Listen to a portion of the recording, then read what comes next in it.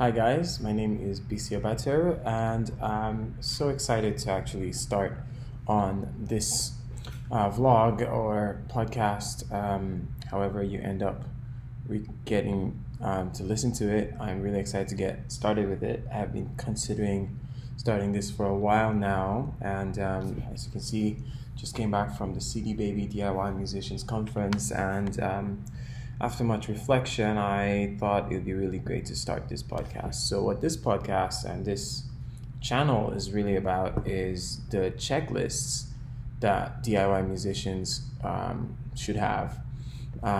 So, today, that's what we're going to be going over. We're going to be going over the checklists that I use and why they're important. And I think that doctors use checklists of all the podcasts that I listen to and all the lessons in most of the fields that as a DIY musician, you're often wearing the hats. So there's checklists for performances, checklists for production, checklist for release schedule, checklist for website, checklist for branding.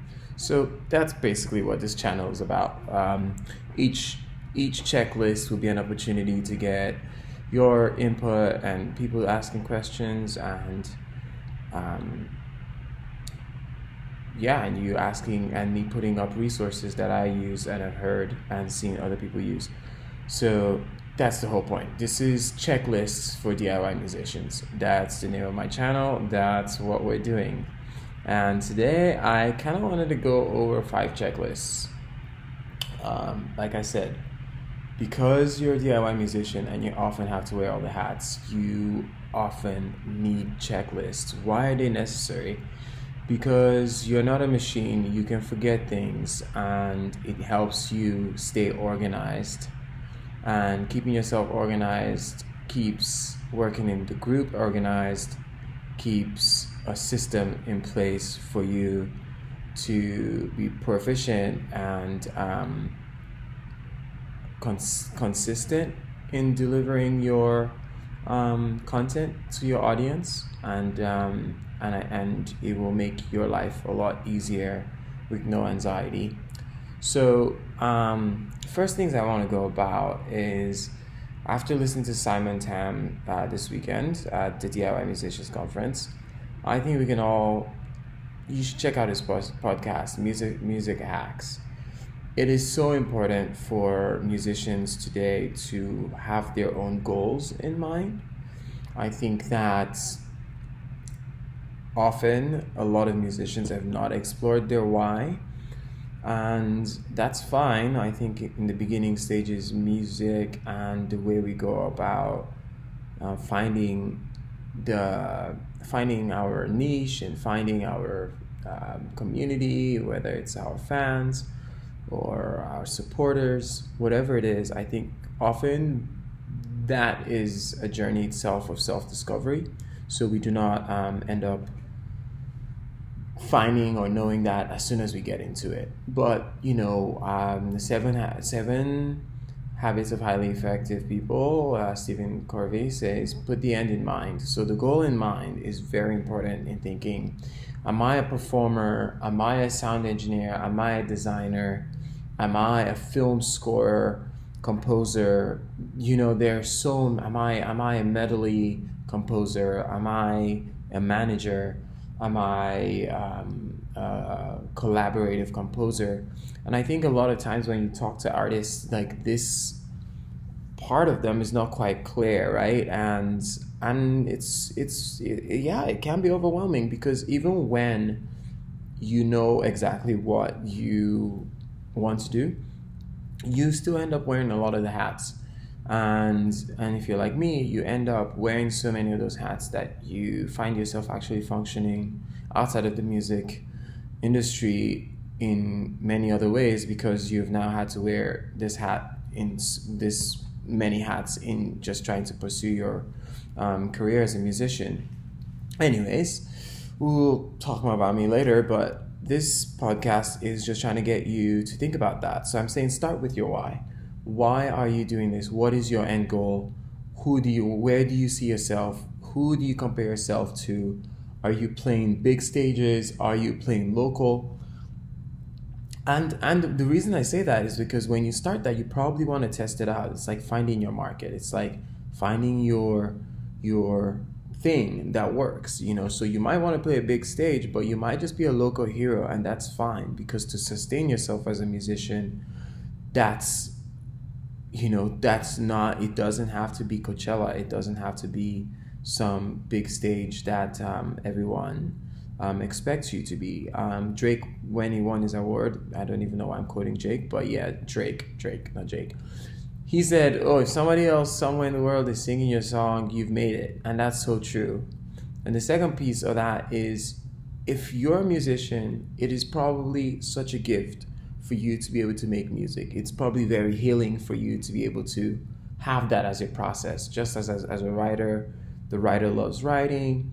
And so one of the things that you should also start think about is that this is your process.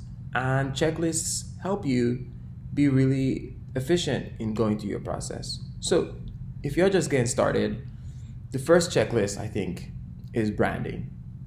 And this can be overwhelming because for some artists, they do not want to do social media or any of those things, and you don't have to.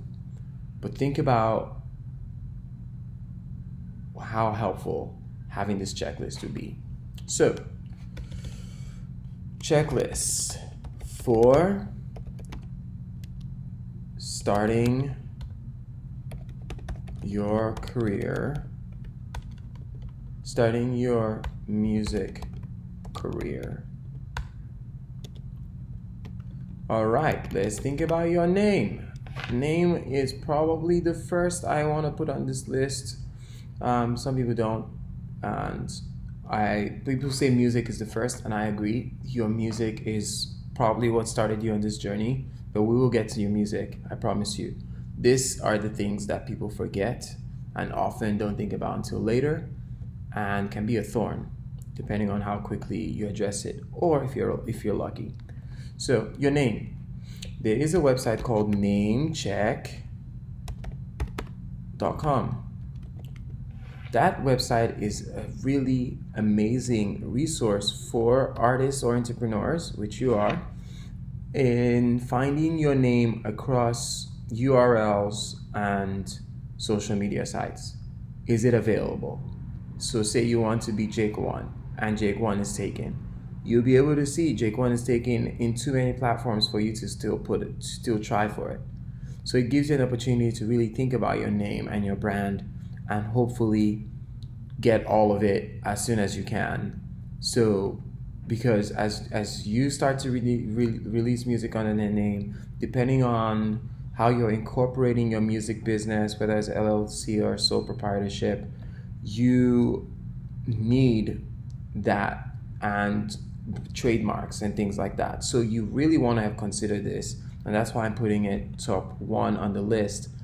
You know, Spotify has a community of over, you know, millions of artists now who are added on there daily, and it's growing, and they're adding songs, you know, at the rate of 60,000 songs a day on Spotify. So you being unique with your name and be memorable is a really important aspect of getting yourself started. And as soon as you've gotten it done, you realize that it can allow you to continue to move your thinking mind and creative mind onto somewhere else. So your name, go to namecheck.com and go use the trademark in your local area and look up YouTube, and make sure that the name that you want is open and available.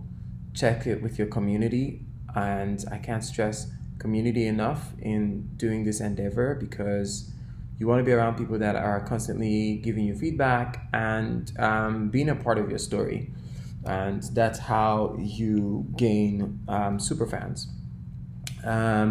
So name check. Think about your name, your website, and make sure it's available and get it as soon as you can. Number 2, get them. Yes, and what I mean by that is get all those names on your social media, whichever one you think your community or the people that you want to be around will be on. And if it's going to be a mailing list, definitely start your mailing list. Number 2, website. Or 3, website. Your website is something that I know people often say you don't need a website, you can go on Facebook, But I think your website is very important, because nowadays on your website you can definitely have prompts for people to see what you're doing. They can see your shows. It's like your one-stop shop, that anybody who's thinking of you knows that that is one place they can find relevant information. If all else fails, they can't find it on Instagram, they can go to your website, and it's easy for them to bookmark your website and go back and find your music. And in my particular situation, in 2019, after after 4 years of releasing music onto all the platforms, all of my music got taken down, and it was shocking. And I saw how quickly all my numbers fell, because now nobody could listen to the music, and all the music that were in playlists had dropped. So, not that I definitely didn't feel too bad about it, because I thought it was such a great opportunity for me to start over. But again, that's an example of having your own website where you can host your data and your information and your music, so that people can always find it, and also for your own good, because there are many times that I lost a computer this year, and all of the images and videos that I worked on for years, all the hard drives, they all got stolen. And if I didn't have this constant uploading habit onto my website, and always designing or redesigning my website so that it's functioning, and hosting and checking on it compulsively, I wouldn't have enough backups. So, website is really, really important. It kind of always has you thinking about your brand and engaging with your data pretty often. So I would say start your website as soon as you can. Number 4. So we've got name, URL, name check. Make sure you got that locked down. Get your socials, get your mailing list sorted out, build your website. Number 4, I would say you want to. We're still talking about you getting started here. So after building your website, you want to, what do you want to do?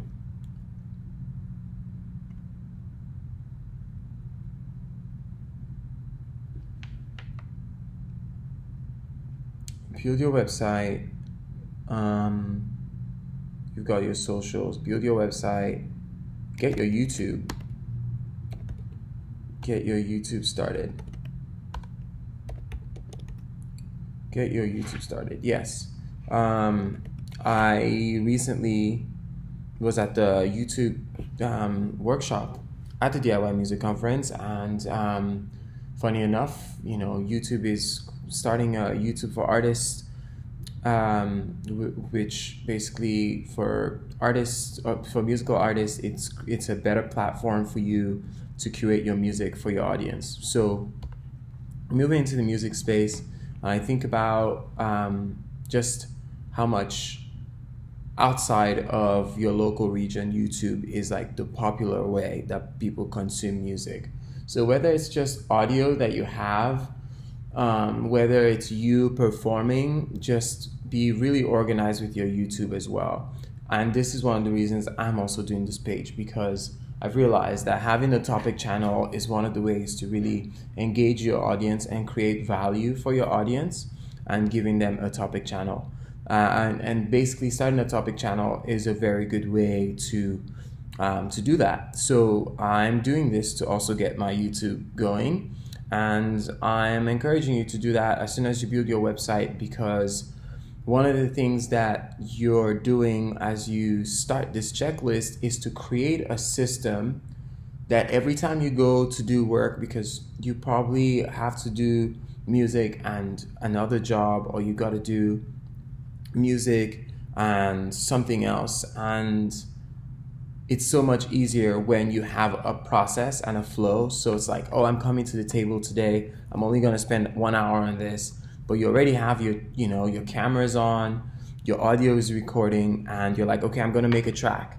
So if you wanted to post your creative doodling or your creative process every week or every other week on YouTube, the fact that you have a checklist and you've already created a system for how that's going to be posted, you can spend 30 minutes recording it, schedule the release on Facebook, and have Facebook or Instagram publish that to all your other things, or have your website publish that to all your other social media platforms, or have it on YouTube, right? So and often most of your editing software can go straight from where you're editing straight to YouTube. So all of a sudden you have this amazing machine, and you're able to work through what you're designing. So get your YouTube, basically get everything that allows you to communicate with your audience and put your brand out there. The next thing is think of your bio, your biography. A lot of people don't want to do this, and I've been guilty of this. You're like, why do I need to write this? But it's a very competitive market being an artist, and having a bio that other people can share allows them to know a lot more about you and see if you fit.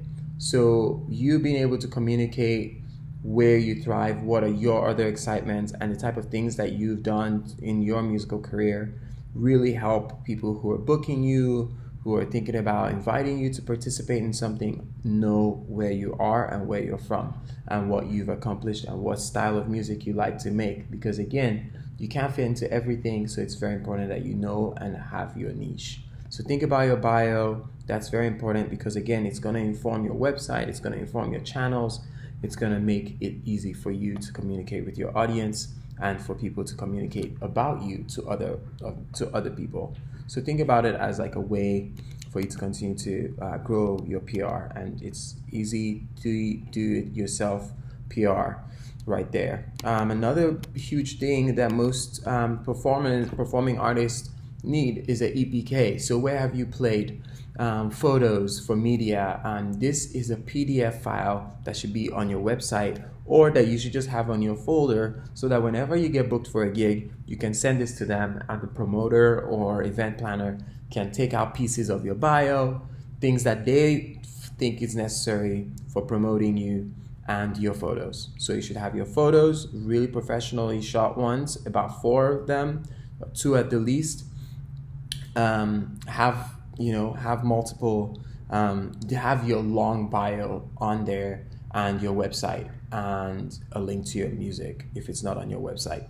So Linktree is also really helpful, but that's what I would say as like to get yourself started. Check those lists, see these 5 things. If you have them and have not like thought about them or looked through them, this is the way to start. And so I'm glad that this is the first of this checklist, and let me know if you found it really helpful, and leave comments below, and I will see you next week again, and we will be talking about your music production checklist. Thank you very much, and I look forward to hearing your music and sharing your music with the world. If you have found this helpful, or feel like there's something I missed, or want to that you want to comment on, please feel free to do that on my page. Thank you. My name is BC, aka Afro BC, and I've also worked as BC and the Moonwalker and Mr. Left and Mr. Right. Those are my musical bands, and I really love music, and I love you. Take care. Kyo.